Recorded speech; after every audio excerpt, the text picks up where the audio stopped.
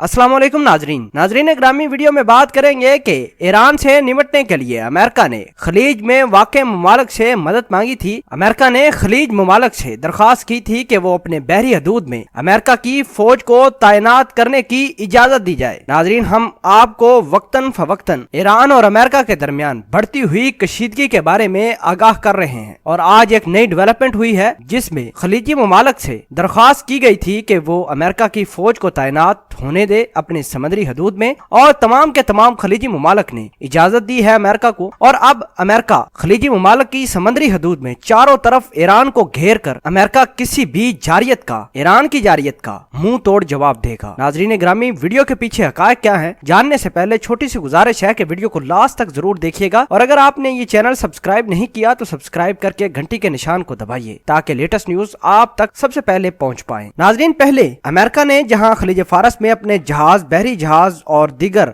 Missile system, ammunition system install किया था, वहां ईरान को टारगेट करना बहुत ज्यादा मुश्किल था। अमेरिका ने खलीज में वाक़े दीगर ममालिक से मदद की अपील की थी कि ईरान को चारों तरफ से घेरने के लिए अपने समुद्री हदूद में अमेरिका की फौज, अमेरिका के बहरी जहाज, एम्यूनेशन सिस्टम, मिसाइल सिस्टम और बैटरी सिस्टम को इंस्टॉल करने में इजाजत दी जाए। ताहम आज तमाम के तमाम खलीज ममालिक के ने इजाजत दी है कि अमेरिका अब ईरान को चारों तरफ से घेर सकता है, उनका समुद्री हदूद भी इस्तेमाल कर सकता है। और खबर ये सामने आ रही है कि अमेरिका की फौज ने चारों तरफ ईरान को घेरे में लिया है, वहां अपने एम्यूनेशन सिस्टम इंस्टॉल कर चुकी है और कुछ इंस्टॉलेशन अभी बाकी है। जराये के मुताबिक खलीजी मुल्कों की तरफ से ये इजाजत अमेरिका के साथ दो तरफा मुआहदों की बुनियाद पर दी गई, जिसका मकसद खित्ते को ईरान की तरफ से दरपेश खतरात और अरब ममालिक को अदम इस्तेहकाम से दो चार करने की ईरानी साजिशों से निपटने के लिए यकीनी बनाना है। मजीद कहना था कि अरब ममालिक के पानियों और मुल्कों में अमेरिकी फौज की तैनाती का पहला मुहर्रक ईरान की किसी भी फौजी जारियत के जवाब में खलीजी हुकूमतों के साथ मिलकर तेहरान को जवाब देना और खित्ते में अमेरिका और उसके इत्तेहादियों के मफादात का तहफ़्फ़ुज़ करना है। ज़राए का मजीद कहना था कि अमेरिकी फौज के खित्ते में मौजूदगी ईरान पर चढ़ाई या जंग नहीं बल्कि दफाई हिकमत अमली का हिस्सा है। ईरान की तरफ से खतरे की सूरत में अमेरिका और उसके खलीजी इत्तेहाद मिलकर प्लान बनाएंगे। अरब सफारती ज़राए के मुताबिक माह सियाम के आखिरी अयाम में मक्का